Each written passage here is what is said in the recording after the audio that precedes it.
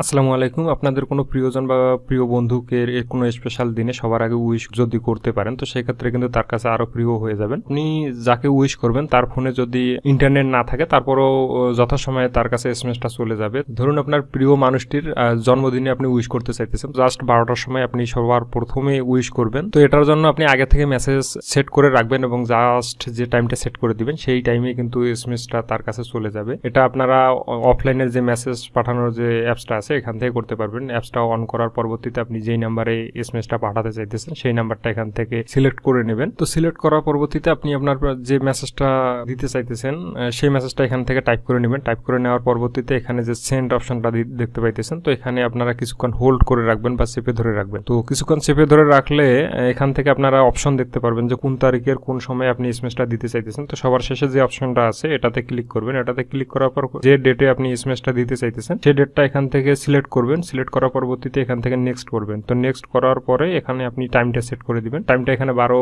করে দিলাম এবং এখান থেকে জাস্ট 12টার সময় যাতে এসএমএসটা যায় সেটা আমি এখান থেকে সেট করে দিলাম। তো সেট করে দেওয়ার পরবর্তীতে এখানে যে নিচে সেট অপশনটা আছে এখানে ক্লিক করতে হবে। ক্লিক করার পরবর্তীতে এখানে কিন্তু আপনারা দেখতে পাইতেছেন যে উপরে এখানে লেখা আছে যে জাস্ট 12টার সময়, রাত 12টার সময় তার কাছে এসএমএসটা যাবে। এখন যদি আপনি সেন্ড করে দেন তো এসএমএসটা কিন্তু এখন সেন্ড হবে না, জাস্ট 12টার সময় এখান থেকে মেসেজটা সেন্ড হবে। তো এটার জন্য আপনাকে রাত জেগে থাকতে হবে না, আপনি আগের থেকে শিডিউল মেসেজ সেট করে রাখতে পারবেন। তো ভিউয়ার্স, এরকম আরো নতুন নতুন টিপসের জন্য আমাদের পেজের সাথে থাকবেন এবং ভিডিওটি আপনাদের বন্ধুদের মাঝে শেয়ার করে দিবেন। ধন্যবাদ।